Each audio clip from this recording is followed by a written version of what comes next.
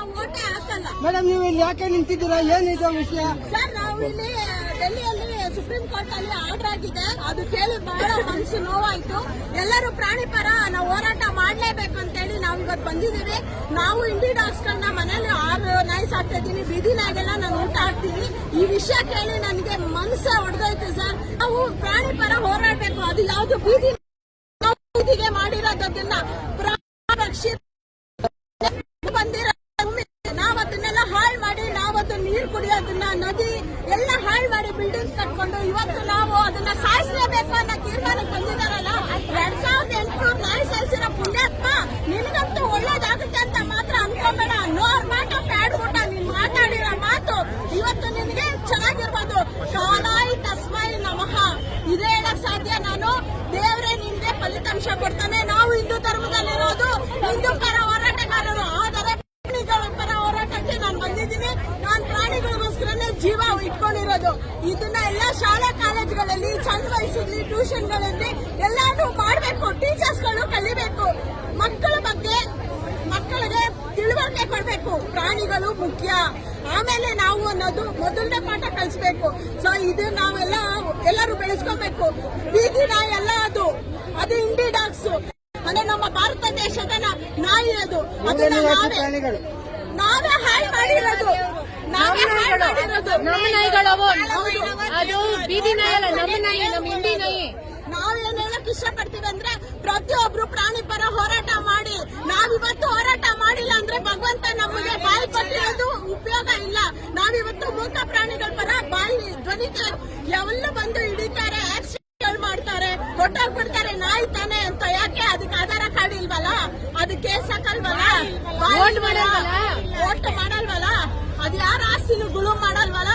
ಅರ್ಥ ಮಾಡ್ಕೊಳ್ಳಿ. ಅವನೊಬ್ಬ ವಿಧಾನಸೌಧದಲ್ಲಿ ನಾಚಿಕೆ ಇಲ್ದಿರ ಮಾತಾಡ್ತಾನೆ.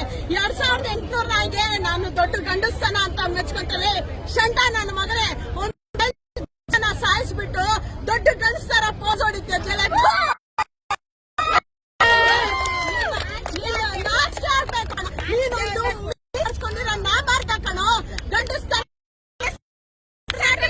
ನೀನು ಎತ್ತು ತಾಯಿ ಹಾಲು ಕುಡ್ದಿದ್ರೆ ನೀನು ಈ ಮಾತು ಮಾತಾಡ್ತಿದ್ದಿಲ್ಲ ಕಣೋ. ನಿನ್ನ ಮಗಳನ್ನ ನಾಯಿ ಕಚ್ಚುತ್ತೆ ಅಂತಿಲ್ಲ. ಎಲ್ಲ ನಿನ್ ಮಗಳನ್ನ ಬೀದಿಯಲ್ಲಿ ಬಿಟ್ಟಿದ್ಯಾ ಓಡಾಡಕ್ಕೆ. ಕಾರಲ್ಲಿ ಹೋಗ್ತೀರಾ, ಎಸಿ ಕಾರಲ್ಲೇ ಸುತ್ತೀರಾ. ಎಲ್ಲಿ ಬಿಟ್ಟಿದ್ಯಾ ನಿನ್ ಮಗಳನ್ನ ಬೀದಿಯಲ್ಲಿ ಆಡಕ್ಕೆ? ಸುಳ್ಳು ಹೇಳೋದ್ರಲ್ಲಿ ನಾಚಿಕೆ ಆಗಲ್ವಾ ನಿನ್ಗೆ? ಎಲ್ಲರಿಗೂ ಅವೇರ್ನೆಸ್ ಕೊಡ್ಬೇಕು. ನೀನು ದೊಡ್ಡ ಸ್ಥಾನದಲ್ಲಿ ಇದ್ಯಾ, ನಿನ್ಗೇನಕ್ಕೆ ಓಟ್ ಹಾಕಿ ಗೆಲ್ಸಿರೋದು? ಕಸ ತಿನ್ನ ಕೆಲಸ ಮಾಡಿದ್ಯಲ್ಲೋ ಹುಚ್ಚ ನನ್ನ ಮಗನೇ. ತಿಂತೇನೋ ಹುಚ್ಚಾನೋ ನೀನು? ಮಾನವೀಯತೆ ಕಲಿಯೋ. ನೆಕ್ಸ್ಟ್ ಯಾರು ಗೊತ್ತು? ನಮ್ಗೆಲ್ಲರ ಶಾಪ ಹೊಡೆದು ನೀನು ನಾಯಿ ಹಾಗೆ ಜನಿಸ್ಯ. ನಾನೇ ಊಟ ಹಾಕ್ತೀನಿ, ನೀನು ನಾಯಿ ಆಗಿ ಬರ್ತೀಯ, ನಾನೇ ಮಾಡ್ತೀನಿ. ಇದೇ ಸತ್ಯ ಕಣೋ. ನ್ಯಾಯ ಧರ್ಮ ಇದೇ ಸತ್ಯ. ಅಲ್ಲನೋ ನೀನು ಬಾಯಿಲ್ದಿರ ಹೇಳ್ತೀಯಲ್ಲ, ನಿನ್ನ ಸೀಟ್ಗೆ ನಾವು ಗೌರವ ಕೊಡ್ತೀವಿ. ನಿನ್ನ ಮಾತುಗಳಲ್ಲ ಕಣೋ. ಬಾರ ಹೊರಗಡೆ ವಿಧಾನಸೌಧದಿಂದ ಬಂದ್ಬಿಟ್ಟು ಕರೆಕ್ಟ್ ಆಗಿ ಅಪ್ಪನ್ ಕೊಟ್ಟಿದ್ರೆ ನಿಂತು ಮಾತಾಡ ನಮ್ಮ ಮುಂದೆ. ನನ್ನ ಮಗನೇ ತುಂಡು ಮಾಡೋದಲ್ಲ ನಾಯಿಗಳನ್ನ ಮಾಂಸದೂಟ ಹಾಕ್ಬಿಡ. ಅಷ್ಟು ಪ್ರಾಣಿಗಳ ಸಸ್ಯಕ್ಕೆ ನಾನು ಮಾಂಸದೂಟ ಹಾಕ್ದೆ ಅಂತ ಹೇಳ್ದೆ. ಏನೋ ಹೃದಯವಂತ ಅನ್ನೋ ತರ ನಾವು ಕೇಳಿಸ್ಕೊಂತ ಇದ್ರೆ ಬೆಂಕಿ ಹಾಕಿ ಸುಡ್ಬೇಕು. ನೀನು ಆ ಲೆವೆಲ್ಗೆ ಮಾತಾಡ್ತಿದ್ಯಾ? ನಾಚಿಕೆ ಆಗಲ್ವಾ? 2800 ನಾಯಿಗಳ ಶಾಪ. ಕಾಲಾಯಿ ತಸ್ಮೈ ನಮಃ. ಕಾಲನೇ ಪಾಠ ಕಲಿಸುತ್ತೆ. ಕರ್ಮ ಎಲ್ಲಾರ್ದು ಶಾಪ ಇದೆ. ಪ್ರತಿಯೊಬ್ರು ಹೊಟ್ಟೆ ಉರ್ಕೊಂಡಿದ್ದಾರೆ. ಈ ಜಾಗಕ್ಕೆ ನಾವು ಬಂದಿದೀವಿ ಅಂದ್ರೆ ನಮ್ಗೆ ಯಾರು ದುಡ್ಡು ಕೊಟ್ಟು ಬಂದಿಲ್ಲ. ನಾವು ಸ್ವಇಚ್ಛೆಯಿಂದ ಬಂದಿದೀವಿ. ಪ್ರಾಣಿ ಪರ ಹೋರಾಟ ಎಲ್ಲಿವರೆಗೂ ಹೋರಾಟ. ಪ್ರಾಣಿ ಪರ ಎಲ್ಲರಿಗೂ ಹೋರಾಟ. ಪ್ರಾಣ ನ್ಯಾಯ ಸಿಗೋವರೆಗೂ ಹೋರಾಟ. ನಾವು ಹೇಳ್ತಾ ಇದೀವಿ ಅಷ್ಟೇ. ದಂಗೆ ಎದ್ರೆ ಮಗನೇ ನೀನು ಮಟಾಶ್.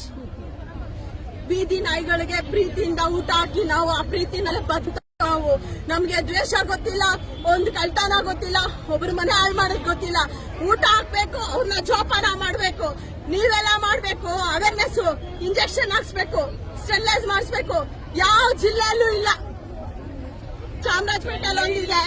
ಚಾಮರಾಜಪೇಟೆಲ್ ಒಂದಿದೆ. ಅಲ್ಲಿ ನಾವು ಅಡ್ಮಿಟ್ ಮಾಡಿದ ತಕ್ಷಣ ಸಿಡಿ ಬರ್ಸ್ ಕಳಿಸ್ಬಿಡ್ತಾರೆ. ಆ ನಾಯಿಗಳು ಹೋಗಿದೆ ಆಪರೇಷನ್ಗೆ ನಾವು ಕಳಿಸ್ತೀವಿ. ಅಲ್ಲಿ ಅದನ್ನ ಮನೆ ಕಳಿಸ್ತೀರಾ? ಬಂದು 2ನೇ ದಿವಸ 3ನೇ ದಿವಸಕ್ಕೆ ಸಾಯಿದ್ದೆ. ಇದನ್ನೆಲ್ಲ ಯಾರೋ ಹೊಣೆ? ನಿಮ್ಮಪ್ಪನ ನಿಮ್ಮ ಒಂದು ಅವಿವೇಕಿತನದಿಂದ ಎಷ್ಟು ಬೀದಿ ನಾಯಿ ಪ್ರಾಣಿಗಳು ಜೀವ ಉಸುನಿಗಿದೆ ಗೊತ್ತಾ? ಅಷ್ಟು ಹಸುನಿಗಿರೋ ಪ್ರಾಣಿಗಳು ಅದೆಲ್ಲ ಸುಮ್ಮನೆ ಬಿಡಲ್ಲ. ಎಷ್ಟು ಬಾಚ್ ಕೇಳ್ದಿರ 2800